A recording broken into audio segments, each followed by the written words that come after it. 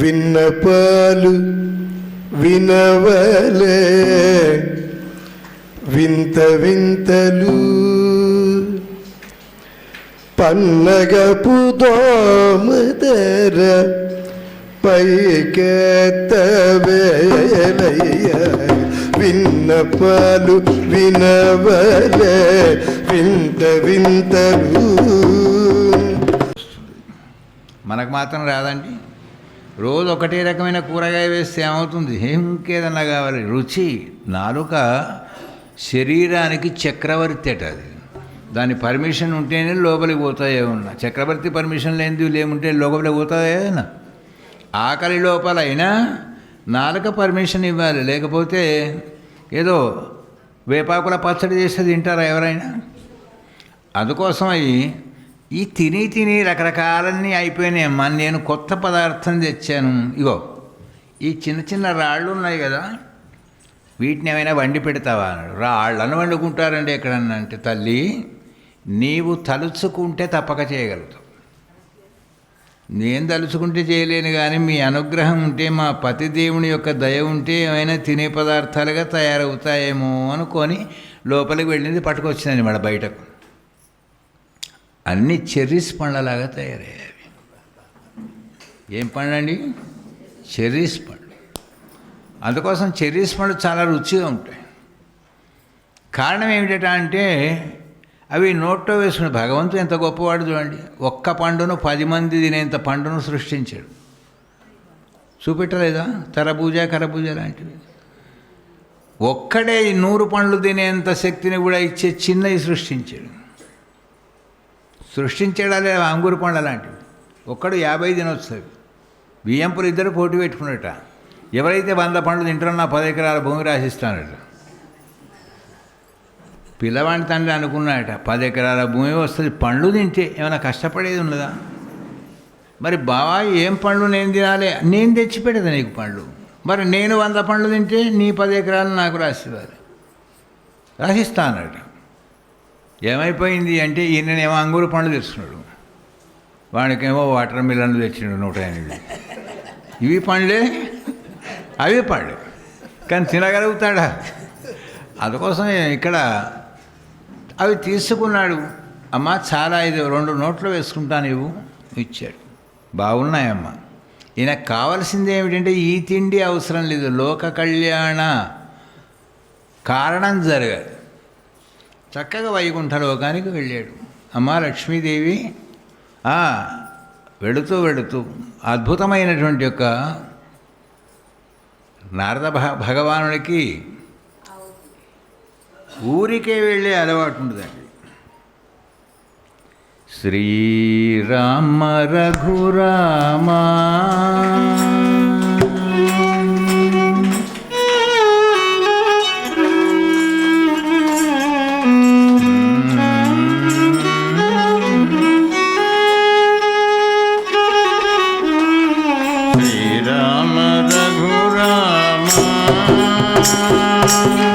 హరివంశ కుల సోమా శ్రీరామ రఘురామ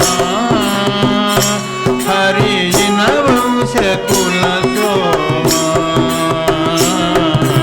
శ్రీరామ రఘురామ కౌసల్యతనయ కారుణ్య హృదయ కౌసల్యతనయ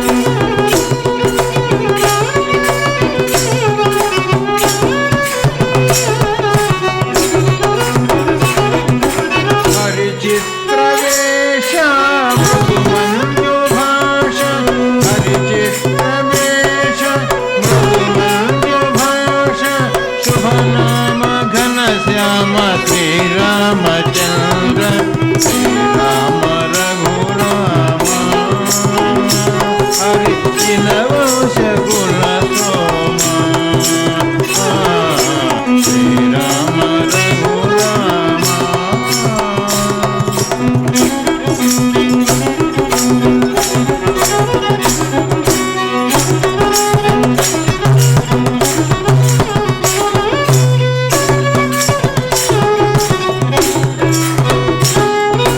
అరవింద నేత్ర ఆదిత్య సూత్ర అరవింద నేత్ర ఆదిత్య వంశ అసురాది సుర సేవిత కౌశీల్య గుణధామ సాకేత పురశోమ మహిజా మనోహర మంగళనామ మహిజా మనోహర మంగళనామ శ్రీరామ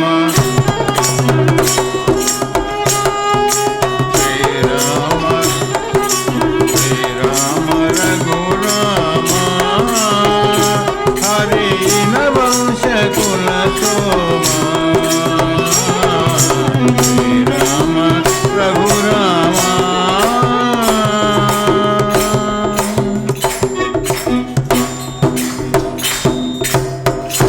నారాయణ అని వచ్చాడు వైకుంఠానికి నారద భగవాన్. లక్ష్మీదేవి ఉంది. ఈవేళ ఒక పర్వకాలం అయ్యాయి వైకుంఠంలో. అలాగా తల్లి, ఏం ప్రసాదం పెడతావో నాకు అన్నాడు. మా వైకుంఠంలో లేని ప్రసాదాలే ఉన్నాయి కనుక ప్రపంచంలో నీకు అందమైనటువంటి యొక్క బెల్లంతో తయారు చేసిన లడ్డూలు ఇస్తున్నాడు. తీసుకున్నాడు, కళ్ళకు అద్దుకున్నాడు, నోట్లో వేసుకున్నాడు. చాలా రుచిగా ఉందమ్మా. మరి ఏమనుకుంటున్నావు వైకుంఠం? అమ్మమ్మ నేను మర్చిపోయాను, నేనొక ప్రసాదం తెచ్చానమ్మా. నువ్వేం ప్రసాదం తెచ్చావు తర్వాత చెప్తా దేవుని పేరు. మొదలైతే ప్రసాదం తెచ్చు. నోట్లో వేసుకుంటే ఎంత బాగున్నాయా నారదా, ఇవి తీయగా కమ్మగా చిన్నగా. అది ఒక పతివ్రత మహాతల్లి తయారు చేసిన ప్రసాదం. ఓహో, ఇవి ఏ చెట్టుకు కాస్తాయి? ఏ చెట్టుకు గాయమ్మాయి? ఇవో వీటితో తయారు చేసింది. రాళ్ళ? అవును, ఇది రా మెటీరియల్, అది తయారైన మెటీరియల్. కనుక మీకు కూడా చేతనైతే ఇట్లా చేయవచ్చు అన్నాడు. ఇదేమిట్రో ఏమో కొత్త పాఠం పెట్టిపోయాడు నారదుడు అనుకున్నాడు. అక్కడి నుంచి కైలాసానికి వెళ్ళి పార్వతీతో అని చెప్పాట. ఇదే ముచ్చట. అక్కడి నుంచి బ్రహ్మలోకానికి వెళ్ళాడు. సరస్వతికి ఇయ్యలేదండి ప్రసాదం, బ్రహ్మదేవుని చేతిలో పెట్టాడు. ఎందుకంటే సృష్టికర్త కదా ఆయనే. చూశాట, ఇది మన బ్రాండ్ లాగా లేదేమిటి, ఇది మా సృష్టిలో ఉన్నాయి. అన్నీ మీ సృష్టియేనా అండి బ్రహ్మదేవ నాన్నగారు? ప్రపంచంలో మీలాంటి సృష్టికర్తలు చాలామంది అయినారు ఈ మధ్యలో. అయినారా కాలేదా?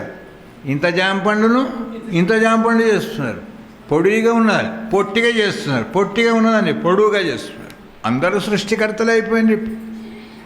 దానిలో రుచి ఉంటుందా లేదా తర్వాత విషయం, కానీ ఇది తయారవుతుంది. నారదా, ఇవి ఎక్కడివి? ఇవి ఎక్కడి అయితే మీకేమండి, హాయిగా నోట్లో వేసుకోండి అంటే మనం నోట్లో వేసుకుంటే ఇట్లా వేసుకుంటాం. బ్రహ్మదేవుడు 4 తలకాయలు కదా, మరి అన్ని నోట్లలో పడాలి కదా. చాలా బాగున్నాయి అవి. ఎంతసేపు అండి? 5 నిమిషాలలో 3 ఒక చోటుకు వచ్చారు అమ్మలు. లక్ష్మి, ఏం సరస్వతి, నారదుడు మీ లోకానికి వచ్చాడు. ఓ పళ్ళు ఇచ్చాడు, అవి తయారు చేసిన రా మెటీరియల్ కూడా ఇచ్చాడు, రాళ్ళు ఇచ్చాడు. వీటితోనే అవి తయారు చేయమని చెప్పాడు. కానీ ఒకవేళ మరి ఆమె ఎవరో చేశారట, కానీ మనకు చేయరాకపోతే సెల్ ఫోన్ కంటే ప్రమాదం నారదు. దేశమంతా దాటి వస్తాడు మన కథ. అందుకోసమై వాళ్ళు చెయ్యలేకపోయారు అంటే ఎన్నో రకాల ఇబ్బందులు ఎదురుతాయి. కనుక వాళ్ళు ఈ నారదుడు వెళ్ళి ప్రచారం చేయకముందే ఆమె ఎవరో పతివ్రతకు పరీక్ష పెడదామని చెప్పి ఏమండోయ్ పిలిచారు. 3 వచ్చారు త్రిమూర్తులు. ఆ భూలోకంలో ఎవరో అనసూయమ్మ గారు ఉన్నారట, ఉండని వాళ్ళకి ఆమెకైనా పరీక్ష పెట్టిరండి. పరీక్ష ఎందుకమ్మా, ఆమె జాగలో ఆమె ఉంది, మన జాగలో మనం లేలే, మా కోసమైనా. బయలుదేరారు ముగ్గురు మహర్షులు, రూపాలు ధరించారు, త్రిమూర్తులు బయలుదేరారు. సంకల్పం ఏమిటి అంటే, అక్కడ అద్భుతమైనటువంటి యొక్క గిరిపైన తపస్సు చేశాడు అత్రి మహర్షి. ముగ్గురు కుమారులు కలగాలి త్రిమూర్తుల అంశతోని. ఆ ఫలం, ఆ వరాన్ని అందించడానికి త్రిమూర్తులు ఋషుల వేషం వేసుకుని వెళ్ళారు. వాళ్ళ వెంబడి మెల్లగా ఏం జరుగుతుందో చూద్దామని వెంబడించే వాళ్ళు ఉంటారండి గూఢాచారులు. దానిలో గూఢాచారి వంశంలో మొట్టమొదటి వాడే నారద భగవానుడు. ఎక్కడ ఏం జరుగుతుందో ఆయనకు తెలియదు. ఈ త్రిమూర్తుల వెంట ఈయనే బయలుదేరట. బయలుదేరుతూ వీళ్ళ వెంట బయలుదేరుతున్నట. మోహన రఘురామ అతి సుందర శ్రీరామ, మోహన రఘురామ అతి సుందర శ్రీరామ,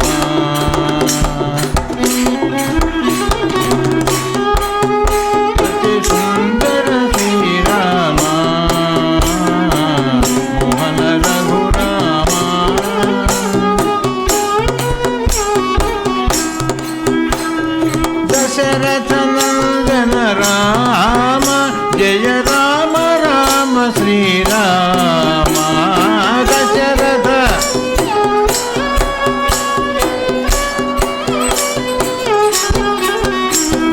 దశరథనందన రామ జయ రామ రామ శ్రీరామ, మోహన రఘురామ అతి సుందర శ్రీరామ, మోహన రఘురామ.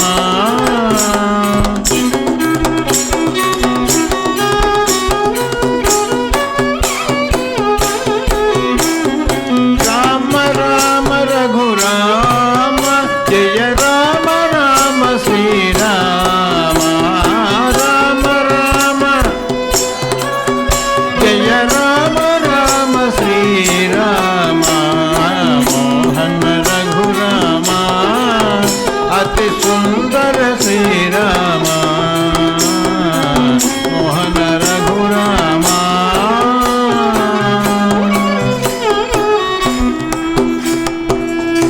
భవతీ భిక్షాంది. ఒక మహాపతివ్రత ఇంటి ముందర ముగ్గురు త్రిమూర్తులు నిలబడ్డారండి. అయ్యా స్వాములు లోపలికి రండి, మీరు భోజనం చేయడంలో నియమాలు ఏమన్నా ఉన్నాయా? అమ్మ మాకు ఆహార నియమం ఏమి లేదు, వండిందైనా తింటాం, పచ్చి అయినా తింటాం, కానీ అయితే మరి వడ్డిస్తా అన్నది, వడ్డిచ్చేసింది. అమ్మ అవపోసనం పోయి చేతిలో పోసారు, చుట్టారు. అమ్మ అవపోసనం పోసిన తర్వాత ఇక లేవరాదు కనుక మిగతా పదార్థాలు వడ్డించాలి కదా, మాకు చిన్న నియమం ఉంది అన్నాడు. ఏమిటయ్యా నియమం? ఏ మనిషి అయినా పుట్టగానే ఎలా ఉంటాడో అలాగా ఉండి వడ్డించాలి మరి, అది మా నియమం. ఈ మహర్షులేమిటి, మహానుభావులేమిటి, ఈ పరీక్ష ఏమిటి? వెంటనే భగవంతునికి భర్తకు నమస్కారం చేసినట్టండి. స్వామి, ఈ పరీక్షలోంచి కడతీర్చగలిగిన శక్తి మీకే ఉంది. ఎంతసేపు అండి? 1/2 నిమిషం లోపల 3 నెలల పిల్లలైనారండి త్రిమూర్తులు. 3 నెలల పిల్లలు అయిపోతే ఇదంతా కూడా గమనిస్తున్నాడు నారద మహర్షి. ఆ 3 నెలల పిల్లలైతే వాళ్ళకు ఎలా వడ్డిస్తే ఏం దోషం గనక తినిపించిందట, చక్కగా తొట్టెలు కట్టింది, అందులో పడుకోబెట్టింది. నారాయణ అని వచ్చాడు నారద మహర్షి. ఎప్పుడొచ్చావు? వీళ్ళు చిన్నపిల్లలు అయిపోయినప్పుడే వచ్చానమ్మా. వీళ్ళు ఎవరు అసలు? ఎవరైతే తల్లి వాళ్ళ సంబంధీకులందరూ వాళ్ళని వెతుకుంటూ వాళ్ళే వస్తారు, అంతే కదా. ఎవరి పిల్లలు తప్పిపోతే వాళ్ళ తల్లిదండ్రులే వచ్చి వెతుక్కుంటారు. తొట్టెలో వండబెట్టిందట, పడుకోబెట్టి ఊపుతోంది. ఏమ్మా నీకు మరి పిల్లలకు ఊపినంత మాత్రంలో నిద్ర తల్లి, మరి ఏదైనా పాట పాడితే నిద్రపోతాడు వాడు. జో అచ్యుతానంద జో జో ముకుంద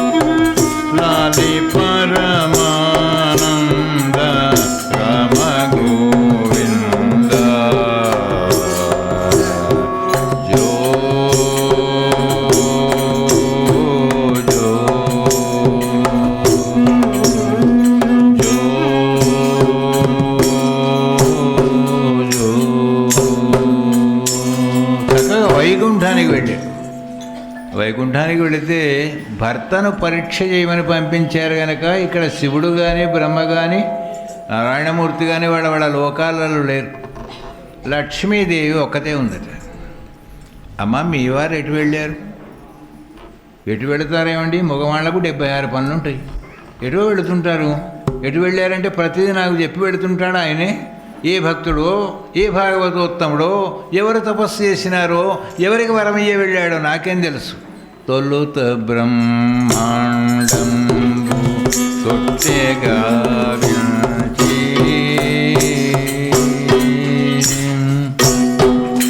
తొలుత బ్రహ్మాండం తొట్టెగా వించి నాలుగు వేదముల గొలుసురమరించి తొలుత బ్రహ్మాండం తొట్టెగా వించి నాలుగు వేదముల గొలుసులమరించి బలువైన ఫణిరాజు పానుపమరించి బలువైన ఫణిరాజు పానుపమరించి జగదేక సుందర నిదురించవయ్య జగదేక సుందర నిదురించవయ్య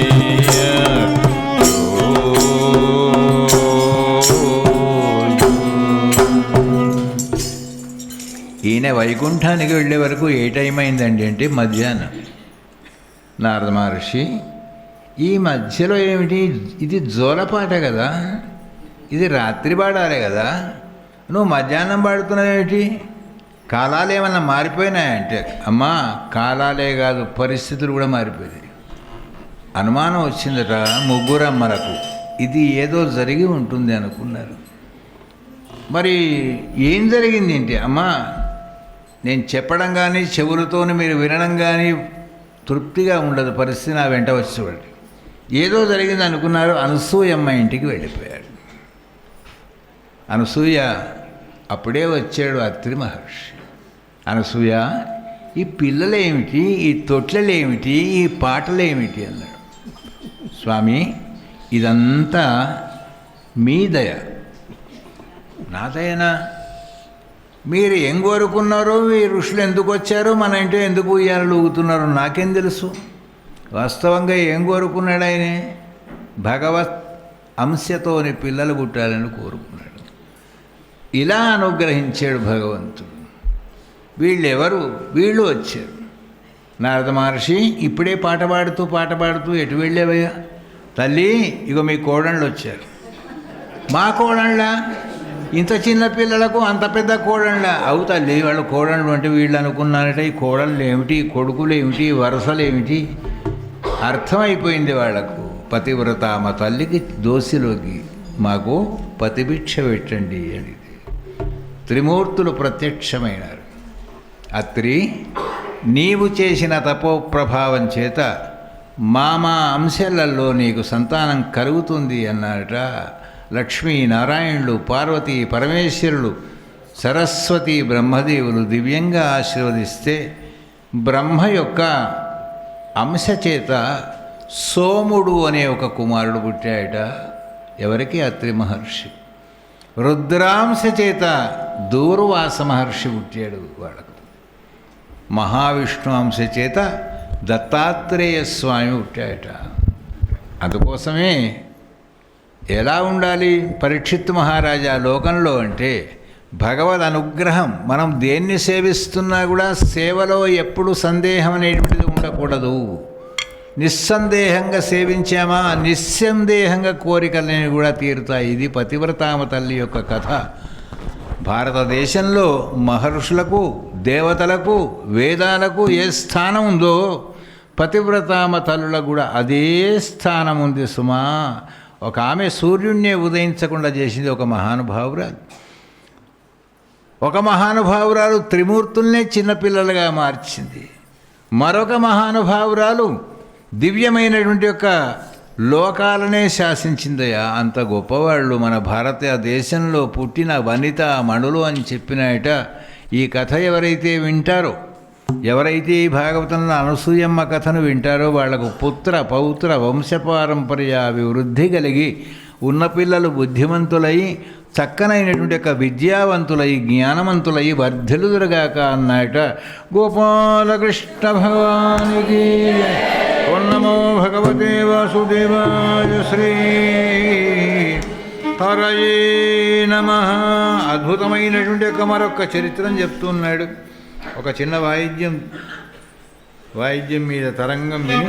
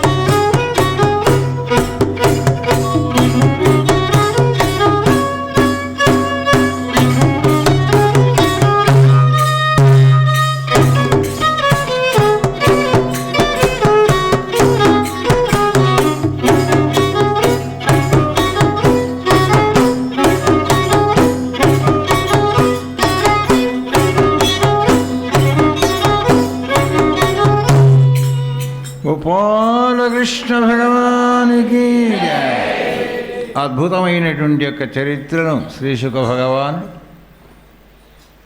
చెప్తూ ఉన్నాడు పరీక్షిత్ మహారాజు గారికి. పరీక్షిత్ మహారాజా దివ్యమైనటువంటి యొక్క పురాం విశ్వసృజాం సత్రే సమేత పరమర్షయః తథా అమరగణా సర్వే సానుగా మునయోజ్ఞయా తత్ర ప్రవిష్ట వృషయో దృష్ట్వార్కామివ రోచితా భ్రాజమానం ఇతిమిరం కుర్వంతం తస్మాత్ సదా ఉదత్తిష్టన్ సదా స్యాస్తే స్వజిష్ణేమ్య సహాజ్ఞయా రుథే విరించం సర్వా తద్భాసా క్షిప్త తేజస. ఎవరు లోకంలో ఎంత శ్రద్ధ చేత, ఎంత ప్రేమ చేత, ఎంత భక్తి చేత ఏ పూజ చేసినా సర్వేషాం అవిరోధేన పూజాకర్మ సమాధిన. ఎవరి మీద ద్వేషభావం కానీ, కోపభావం కానీ, అలకభావం కానీ లేకుండా చేయాలి. ఇది సత్కర్మ చేసేటువంటి యొక్క పద్ధతి. నేను చేసే పూజ చాలా గొప్పదండి, నీవు చేసే పూజ చాలా చిన్నదండి, నేను పెట్టుకున్న నియమం పెద్దదండి, నీవు పెట్టుకున్న నియమం చిన్న, ఈ భావన ఎప్పుడు కూడా ఉండకూడదు. అప్పుడు పరీక్షిత్ మహారాజు గారు అడుగుతున్నాయట, అలాంటి భావం ఉంటే ఏముంటుంది కనుక చేసిన పూజ నిష్ఫలమైపోతుంది.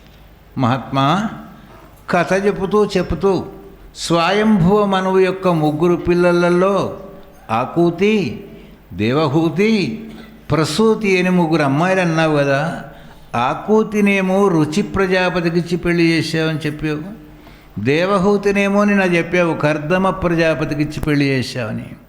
మరి ప్రసూతి అనే అమ్మాయిని ఎవరికి ఇచ్చారంటే ఈయన కూడా చాలా గొప్ప ప్రజాపతి అయ్యా, దక్ష ప్రజాపతి.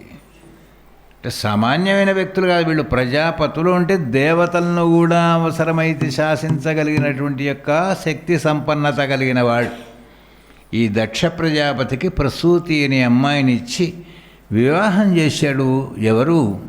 స్వయంభువ మను. దివ్యమైనటువంటి యొక్క వివాహ కార్యక్రమాలన్నీ పూర్తి అయిపోయినాయట. అయిపోయిన తర్వాత జరిగింది ఏమిటి అంటే ఈయనకు 16 మంది బిడ్డలు పుట్టారండి. మరి ఆ కాలంలో, ఆ యుగాలలో వందలు వేల మంది సంతానం కలిగింది. మనకు మాత్రం మొన్నటి వరకు నాయనమ్మలో, అమ్మమ్మలో, వెనకటి వాళ్ళు 10 మంది పిల్లల్ని కనలేదా? పిల్లల కరువు ఉండేదా అప్పుడు? ఈనాడు ఏమైపోయిందంటే డబ్బుల కరువు లేదు కానీ పిల్లల కరువు ఏర్పడింది. అబ్బాయి కావాలన్నా దొరకడం లేదు, అమ్మాయి కావాలన్నా దొరకడం లేదు. యుక్త వయస్సులో ఉన్నవాళ్ళు ఏదో చిన్నపిల్లలకు 18 సంవత్సరాల అమ్మాయిలకు అబ్బాయిలకు పెళ్లి చేద్దామంటే వాళ్ళు చేసుకోవడం లేదు. ఓ 36 ఏళ్ళు వచ్చినాక పెళ్లి చేసుకుంటారు. అందుకే ఏ కాలానికి ఏది సహజంగా జరుగుతూ ఉంటుందో లోకంలో దాన్ని జరగనివ్వాలట. అలాగే ఈయనకు 16 మంది పుట్టారు అమ్మాయిలు, అదృష్టవంతుడు. అందుకోసమే ఎవరైతే 7 తరాలు పుణ్యం చేస్తారో వాళ్ళ ఇంటనే ఒక అమ్మాయి పుడుతుంది అని మనకు శాస్త్రం చెప్తుంది. ఎవరో తెలియక మాట్లాడతారు, అబద్ధాలు ఆడితే ఆడపిల్లలు పుడతారట, అబద్ధాలు ఆడితే ఏ పిల్లలు పుట్టరు. అటు 7 తరాలు ఇటు 7 తరాలు తరించాలి అంటే ఏ దానమైనా చేయొచ్చండి. భూదానం అంటే భూమిని కొనియొచ్చు, సువర్ణదానం అంటే బంగారం కొనియొచ్చు, గోదానం అంటే గోవును కొనియొచ్చు. మరి కన్యాదానం చేయాలంటే ఇంట్లో అమ్మాయి పుట్టాలి, పుడితేనే కన్యాదాన ఫలం వస్తే ఆ వైకుంఠ ద్వారాలు తెరుచుకుంటాయట. అట్లాంటి ఒక్క కన్యాదానం కాదు, నాకు 16 మంది అమ్మాయిలు పుట్టారు. దానిలో ఎంత చక్కని పేర్లు పెట్టాడు ఆ పిల్లలకు అంటే శ్రద్ధ ఒక ఆమె, మైత్రి 2, దయా 3, శాంతి 4, తుష్టి 5, పుష్టి 6, క్రియ 7, ఉన్నతి 8, బుద్ధి 9, మేధ 10, తితిక్ష 11, లజ్జ 13. ఈ 13 మంది 14వ బిడ్డ స్వాహ 15, స్వధ 16, సతి. అంటే ఇవన్నీ గుణాలండి. ఎవరికైతే శ్రద్ధ ఉంటుందో చేయాలని వాళ్లకు చాలామంది మిత్రులు అవుతారు. ఇక్కడ మన సత్సంగం వాళ్ళందరూ కూడా శ్రద్ధగా భాగవతం చెప్పించుకోవాలనుకున్నారు కనుక ఎంతమంది వచ్చారు మీరందరూ ఎవరు? భగవంతునికి సంబంధించిన బంధువులు, మాకందరూ మిత్రులైపోయారు. మళ్ళీ వచ్చే సంవత్సరం ఇక్కడికి వస్తే అయ్యా బాగున్నారా అని అడుగుతారు. బాగున్నారా అని ఎవరిని అడగాలి? పరిచయం ఉన్న వాళ్ళను అడుగుతారు. పరిచయం లేకున్నా మంచి పేరు తెచ్చుకోవాలని ఆ గేటు ముందని నిలబడి పోయేవాళ్ళని వచ్చేవాళ్ళని అందరినీ కూడా తెలియకుండా బాగున్నారా, పెళ్ళయిందా, పిల్లలైందా అంటే వాళ్ళు ఏమనుకుంటారు? లేదా మమ్మల్నేమో పరిచయిస్తున్నారు అనుకుంటారు. పరిచయం ఉన్న వాళ్ళను పలకరించకపోతే తప్పు. పరిచయం లేని వాళ్ళను పలకరిస్తే కూడా